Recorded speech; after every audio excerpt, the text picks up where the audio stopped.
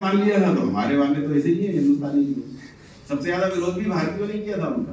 भारत का जो रूढ़िवादी समाज है सबसे पहले विवेकानंद जी के खिलाफ खड़ा हुआ था और ईसाई मिशनरी, लेकिन बाद में मिशनरीज में भी उन्हें मान लिए, उनकी बातें मानने लगे। लेकिन हमारा रूढ़िवादी समाज तो हमेशा खड़ा रहता है। जब माननीय कब हुए, जब शिकागो में उनको प्रसिद्धि मिल गई तो मैसूर के राजा उनके वो बड़े उनके भक्त थे, मैसूर के राजा उनके बड़े प्रशंसक थे। एक बार मैसूर प्रवास पे गए तो मैसूर के राजा तो राजा ही होता है, एक बार अपने सभासदों में बैठे और स्वामी विवेकानंद के व्यक्तित्व के बारे में बात कर रहा हूँ।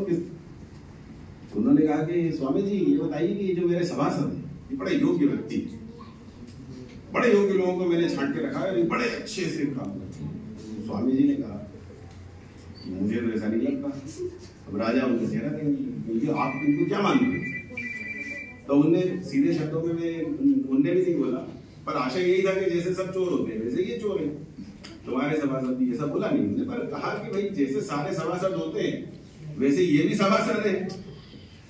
तो आपका क्या आशय है? मतलब मेरा वही आशय है जो आप समझ रहे हैं, कोई इनमें विलक्षणता नहीं है, कोई अलग से कुछ नहीं है। सभासदों का काम क्या होता है कि इधर उधर से आपका धन जो है वो कट करके और अंग्रेजों तक पहुंचाना है, ये काम है इनका, भी वही काम है।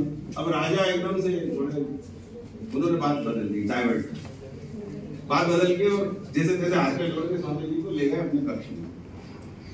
नहीं स्वामी जी आप किसी बात कर रहे हो, मेरे सभासदों के सामने आप उन्हीं की बात में वैसी बातें कर रहे हैं, तो मुझे मतलब मेरी नहीं आपकी चिंता है। इनमें से कोई अगर आपका विरोधी हो गया, कोई विष दे दे, कभी दूध में जहर दे दे, कुछ कर देगा, आप उनको जानते नहीं है, फिर जब आप जानते हो तो फिर उनकी तारीफ क्यों करवा रहे हैं?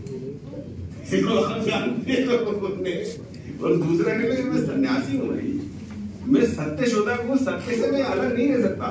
तुम्हारा लड़का, अब आगे पूछिए, अगर तुम्हारा लड़का मेरे से पूछेगा कि मेरा बाप कैसा है तो मैं क्या तुम्हारी तारीफ कर दूंगा? मतलब राजा को बोल रहे हैं कि तेरा बेटा भी अगर पूछेगा तो मैं तुम्हारे अवगुण नहीं बताऊंगा क्या उसको? तो तुम्हारे अवगुण नहीं बताऊंगा तो वो कैसे सीखेगा? सन्यासी को मौत का भी भय नहीं होता भाई, वो जो डर गया वो काय का सन्यासी?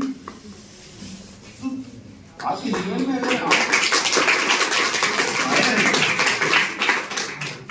तो आप सही बात नहीं रख सकते। अब चूंकि आप लोगों ने तालियां बजा दी है तो इस विषय को मैं समझता हूँ लंबा विषय और इस विषय को मैं यही समेटता हूँ।